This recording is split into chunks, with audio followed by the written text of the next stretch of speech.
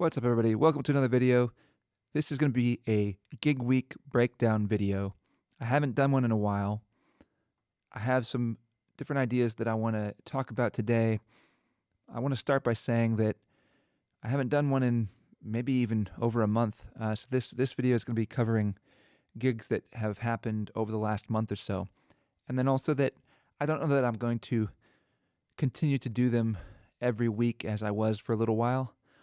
And rather, when I feel that I've gone through some development or I've learned some useful things, I've gone through some gigs that were meaningful and taught some valuable lessons, then I'll make one to talk about some of the themes or most important things that I feel like I've learned. So for this one, probably the most important gig that happened recently for me was a wedding that I used this space arc for. And I've been working towards this wedding for almost a year. I booked it almost a year ago, and the moment I booked it, I just knew that it was a really important event. I needed to do a really good job with it, and I would use it as a focus point that I would work towards, and that would be sort of the pinnacle of a big push, a big effort that I was going to make.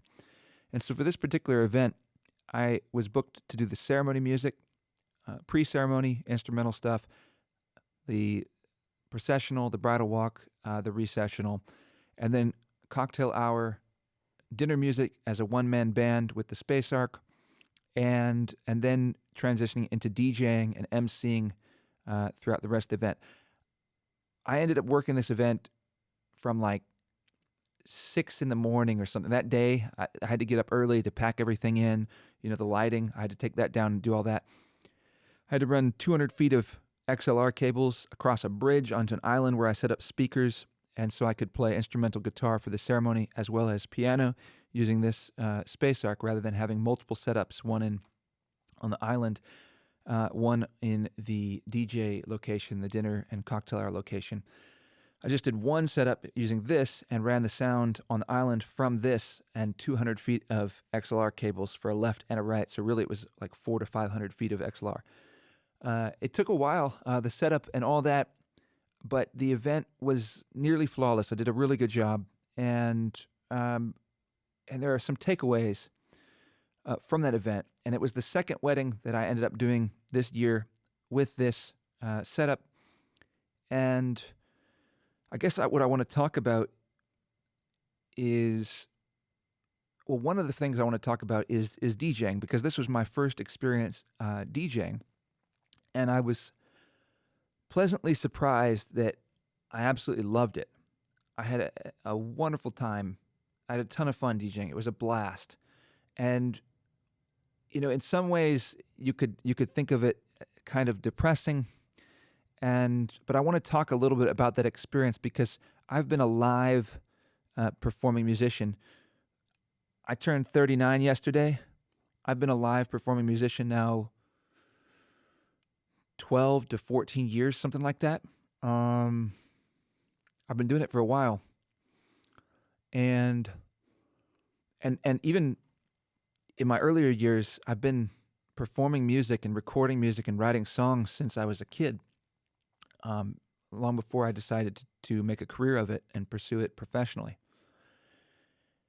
And it's never been something that I thought I would do as DJing. I thought I always want to create live music. I want to make something that emanates from me. I want to express myself. I want to be intimately connected to it. I don't want to just be pressing play. I want to do something, And I felt that maybe there would be something that's lost when I'm just pressing play. And, I think that that's true. There is something that's lost. And I'm looking forward to doing more DJing because I think it gives you a different perspective. And in some way, what I've been doing as a solo acoustic musician is DJing. There was even a time, I've got a sign over here that says solo acoustic songster, and I had one that was solo acoustic DJ. Because I started to see myself as essentially a singer-songwriter DJ. I was performing covers, and I even got positive feedback from DJs that said I was one of the best, if not the best, solo acoustic performers that they had seen. And I think the primary reason was because I used a looper to transition one song to the next. I never let there be any downtime. I did away with the talking and engaging the crowd and all that kind of thing because it's so difficult to do that on an excellent level. It's far easier to just let the energy of the song never stop. That's what a DJ does. And so that's what I learned to do. And the primary purpose that I felt that I was fulfilling, what I got paid for, what I would continue to get positive feedback for, was never letting the energy drop and keeping a really good energy. Whether I'm performing a slow ballad, whether I'm performing Harvest Moon, whether I'm performing an upbeat, hey now you're an all-star, whatever it is, I need to let that energy be strong in whatever quality it is, whether it's romantic, whether it's dance-oriented, La Bamba, hot, hot, hot. I need it to be strong and seamless and just persistent. And that is how I have been able to be so effective and so well reviewed. Because what I learned is that, and many musicians know this and experience the same, to a large extent, people aren't paying a conscious attention to you when you're effectively background music, when you're playing events, when you're playing bars. You have to intentionally make that effort to be the focus of attention. If that's what you want, you have to take it. And if you take it, then the expectation is going to be very high because people fundamentally don't really see that as your place. And so it's far easier to play that role of background music and just play it really well. Maybe a long-winded way of saying, I've been a DJ for a long time. I've just been doing it through live music.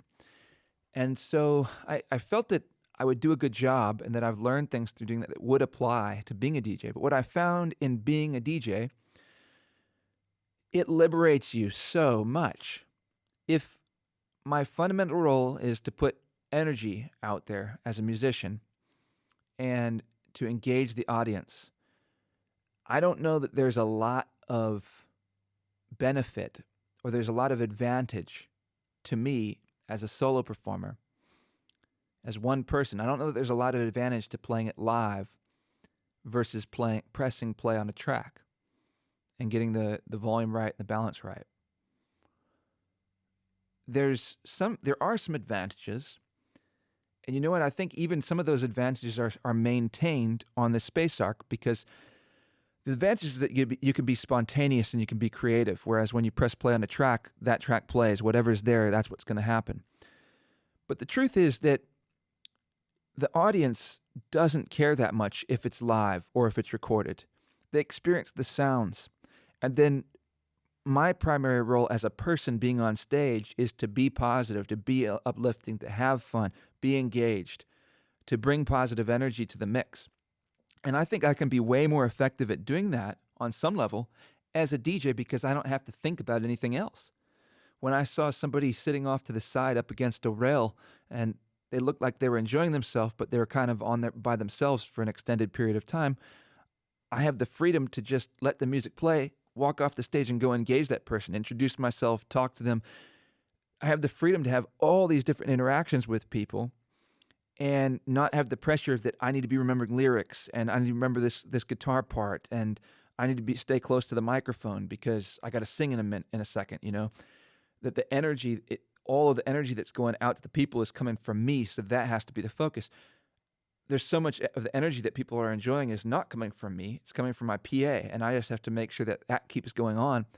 And then I'm liberated to go engage with people and actually have conversations and have more personal connections with everybody and go out into the dance floor and dance with people. And so I found that it was so liberating and so much more potential for connection that came with DJing in a big way.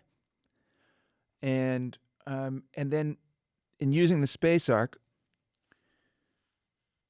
since I'm DJing from the Space Arc, and I've got my guitar right here, and I've got the percussion, and I've got the keys, and I've got my electronic wind instrument, I can still contribute those things to the recorded tracks. And if I want to be expressive and I want to connect with people through music and through that kind of expression, that option is still right there for me. And so I don't know that I've really lost so much. And I can still sing into the microphone if I want to. And so I think that those musical spontaneous expressions from live music are still available to me while I'm DJing with this. So I found it to be I had a great time, and I was very excited about the potential for this kind of crossover, but also just purely DJing. That there's a huge upside to it that I've probably been overlooking for a long time. It also gives you a lot of insight into recorded tracks, the effects that they have on the audience, and you can see when I'm listening it through a headset, and I'm listening how it comes through the PA, and I get a good look at what songs are effective and why are they effective. Are they effective because of the mix? Are they effective because of the content? Are they effective because of the vocal performance? Are they effective because of the lyrics? There are some extraordinary recorded songs that didn't do as well on the dance floor, that the musical performances and the recording quality of that song are to a level that's remarkable, like truly professional and incredible, an incredible musical accomplishment, and they just don't do so well on the dance floor. And then there were other ones one in particular that was notably not that good of a recording and not that inspiring lyrically, but it killed on the dance floor, and people just ate it up and had a wonderful time. And so it gives you insight and opportunity to see, with not so much work yourself of just going up there and pressing play. You can familiarize yourself with these different tracks and learn what works by watching it in real time. I think there's so many different angles that it was a wonderful experience to being a DJ, and I think it's going to have a positive impact on the recordings that I produce, the songwriting that I do, and my own live music performances. I think that might be just about all I want to say on that. But I highly encourage anybody, if you are primarily a live musician, it will not hurt you. I think it will help you if you just give it a try sometime. If you can get the opportunity to go press play and DJ a party, and just see how that liberates you and what that brings out of you as a stage performer, because I still think you're a stage performer when you're a DJ. The eyes are on you. There's a visual component, and you have the opportunity to still engage with everybody as a stage performer, as a DJ. And your mind is totally available for that. And I think too, the beauty of being a DJ is that the variety that you can push out of your speakers is infinite. And whereas if you're a live musician, you're kind of stuck with being yourself. And while I really like myself, and I think I'm a talented, skilled, reasonably developed acoustic musician, I think I do a really good job with music, and I've got a certain way of expressing certain ideas that I like to express that I'm very good at. I think it complements events and it uplifts events, and I do a really good job. But there are songs that I will never be able to do, and I'll never want to do, but I can DJ them.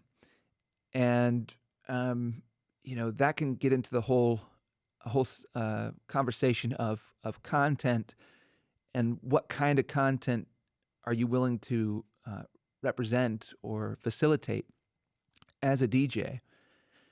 And it raises some interesting questions, because there's content that I think I would feel comfortable, and I did push out of my speakers and represent or facilitate as a DJ, but I would never want to sing those songs. And I would feel like I was doing something unethical to sing those songs. And yet I don't know that I felt it was unethical to just play them. And so I think that raises some interesting questions about when you use your voice to facilitate certain lyrical ideas or certain musical ideas, that it means something different. And so I want to reserve my voice and my expression for messages that I truly believe in. But I don't mind pressing play on a song that I don't think is that great of a song or has a great message, but I know that people are going to enjoy it. I think I can make a peace with that. So it raises some interesting questions. I guess I'll leave it there. I hope this video is interesting and enjoyable to you. And, I played a bunch of different events other than that one.